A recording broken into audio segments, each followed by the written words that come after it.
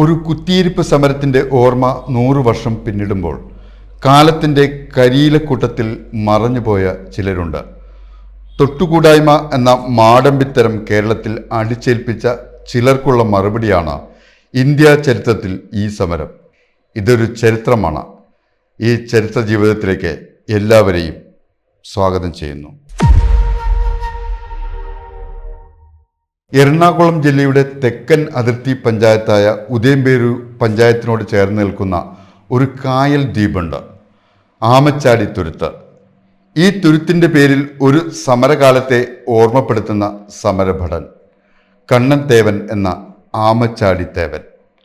മനുഷ്യരിൽ അയിത്തം കൽപ്പിച്ചവർക്ക് എന്നും ശതാബ്ദി സ്മാരകമാണ് ഈ ജനമുന്നേറ്റം. മൂന്നായി തിരിഞ്ഞുകിടന്ന കേരളത്തിലെ അധികാരകാലത്തിൻ്റെ അവസാനത്തെ ആണിക്കല്ലുകളിൽ ഒന്നായി മാറുകയാണ് ഈ സമരകാലം.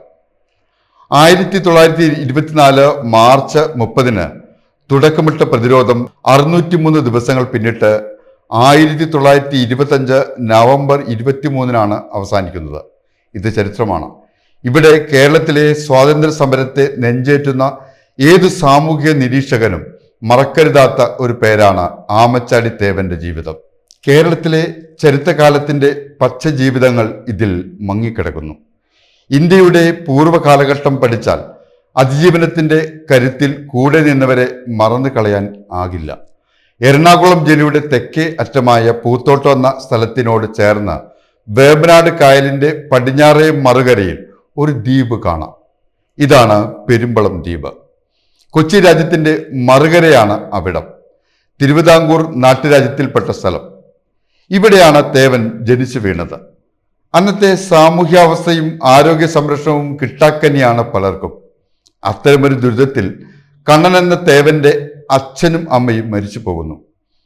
തറവാടിത്ത മേൽക്കോയ്മയിൽ കർഷകരെങ്കിലും അടിമ ജീവിതമാണ് ജന്മം കൊണ്ട് പുലയനായ തേവനും വിധിച്ചിട്ടുണ്ടായിരുന്നത്. എന്നാൽ അച്ഛനും അമ്മയും കൂലിവേലയ്ക്ക് നിന്ന തറവാട്ടിലെ ഒരു അമ്മച്ചി, അമ്മക്കുട്ടി അമ്മച്ചി, തേവന് ജീവിക്കാൻ അനുവദിക്കുന്നു. ഒരുപാട് വിയോജിപ്പുകൾ നേരിട്ടെങ്കിലും ആ തീരുമാനം അമ്മച്ചി നടപ്പിലാക്കുക തന്നെ ചെയ്തു. തേവൻ വളർന്ന് കൃഷിപ്പിടി നോക്കാൻ പ്രായമായപ്പോൾ അവരുടെ അധികാര പരിധിയിൽപ്പെട്ട ആമച്ചാടി ദ്വീപിലെ പണിക്കാരനായി. മനുഷ്യജാതിയെ അയിത്തജാതിയാക്കുന്ന കാലത്ത് നടവഴികളും പൊതു ഇടങ്ങളും ജാതി അകലം വരച്ചിട്ട കാലമാണ്. കേരളത്തിൽ മനുഷ്യരെ 4 തിരിച്ച ചാതുർവർണ്ണത്തിന്റെ കുന്തമന വഴി നടക്കാൻ പോലും അനുവാദം കൊടുക്കാത്ത പ്രദേശങ്ങൾ എവിടെയുമുണ്ട്. ഇതിന്റെ മനുഷ്യത്വമില്ലായ്മയെ ചോദ്യം ചെയ്യുന്ന ഒറ്റപ്പെട്ട സംഭവങ്ങൾ അടിച്ചമർത്തപ്പെട്ടിരുന്നു. അയ്യങ്കാളിയുടെ സാധുജന പരിപാലന സംഘവും ശ്രീനാരായണ ഗുരുവിന്റെ ധർമ്മപരിപാലനവും മനുഷ്യപക്ഷ ചിന്തകളിൽ പലരെയും ഇതിനായി അണിനിരത്തി. ഇതിൽ കൈകോർക്കുന്നതിൽ ആമച്ചാടി തേവനും ഭാഗഭാക്കായി. TK മാധവൻ എന്ന ശ്രീനാരായണ ധർമ്മപരിപാലനത്തിന്റെ യോദ്ധാവായ മാധവൻ അന്നത്തെ സോഷ്യലിസ്റ്റ് കോൺഗ്രസിന്റെ പടയാളിയായിരുന്നു. പലയിടത്തും പൂത്തോട്ട എന്ന അതിർത്തി ഗ്രാമത്തിലെ ക്ഷേത്ര ദർശനം ആമച്ചാടിയും മാധവനും നടത്തുകയും അറസ്റ്റിലാവുകയും ചെയ്തിട്ടുണ്ട്. ഇത് 1924 വൈക്കം വഴിനടക്കൽ സമരത്തിന് 2 മാസം മുൻപായിരുന്നു. ഇതൊരു ചരിത്ര നിയോഗമാണെന്ന് ഇന്ന് വായിക്കാം. പൂത്തോട്ടയിലെ ദർശന സമരത്തിൽ പങ്കെടുത്തതിന് ജയിലിലാവുകയും 2 മാസം കഴിഞ്ഞ് പുറത്തെത്തിയ പോരാളികൾ വൈക്കം സമരത്തിൽ പങ്കാളികളായി. ഈ അവകാശ സമരത്തിൽ മുൻനിരക്കാരെ പരസ്യമായി ആക്രമിക്കുന്ന കങ്കാണി കിങ്കരന്മാർ ആമച്ചാടിയെയും ആക്രമിച്ചിരുന്നു.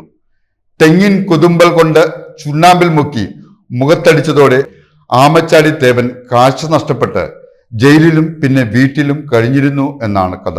സത്യാഗ്രഹ സ്ഥലത്തെത്തിയ ഗാന്ധിജിയുടെയും ശ്രീനാരായണ ഗുരുവിന്റെയും ശ്രമഫലമായി പാരമ്പര്യ ചികിത്സയിൽ കുറെയൊക്കെ തിരിച്ചെടുക്കാനായി എന്ന് പറയുന്നു. അവസാന കാലം വരെ ലോകത്തോട് ഇത് പറഞ്ഞുകൊണ്ടിരുന്ന പ്രഭാകരൻ എന്ന ഇളയ മകന്റെ വാക്കുകൾ ഇന്നും ഒരു മരണാനന്തര ശേഷിപ്പാണ്. TK മാധവന്റെ ശ്രമഫലമായി തേവന്റെ ആമച്ചാടി തുരുത്തിലെ 1 ഏക്കറിലധികം സ്ഥലം കൃഷിക്കും ജീവിതത്തിനും പതിച്ചു നൽകിയിരുന്നു. ഇത് രേഖകൾ വ്യക്തമാക്കുന്നതാണ്. എന്നാൽ കയ്യേറ്റങ്ങളെ പ്രതിരോധിച്ചിരുന്ന തേവന്റെ സ്മൃതിപീഠവും വീടും ഇന്നും സ്വാതന്ത്ര്യകാലത്തിന്റെ നോക്കുകുത്തിയാണ്. കക്ഷി രാഷ്ട്രീയങ്ങൾക്ക് മുകളിലാവണം ഈ സാമൂഹ്യ മനുഷ്യഭടന്മാർ എന്ന നിർദ്ദേശം സർക്കാരിനും ഭൂപടങ്ങൾക്കും മുന്നിൽ വെക്കുകയാണ്. ഈ ചരിത്ര ജീവിതം നമുക്ക് മുന്നിൽ പലതും പറഞ്ഞു വയ്ക്കുന്നു. നമുക്ക് മുന്നേ പലരൊഴുക്കിയ വിയർപ്പും ചോരയുമാണ് ഏതു ശ്രീകോവിൽ ദർശനത്തിന്റെയും കാഴ്ചബലി. മൂല്യവും ആചാരവും തമ്മിലൊരു ചേർച്ചയാണ് ഈ ശതാബ്ദി കാലത്തിന്റെ ഓർമ്മപ്പെടുത്തൽ. മനുഷ്യരെ പ്രതിനിധീകരിക്കുവാൻ ഇന്നും ആഹ്വാനം ചെയ്യേണ്ടി വരുന്നത് മുലക്കച്ചയെ അടിക്കാൻ ഇറങ്ങിയ പോലെ നികൃഷ്ടമാണ്. ചില ഓർമ്മപ്പെടുത്തുകൾ ഉണ്ട് എന്ന് മാത്രം. നമസ്കാരം.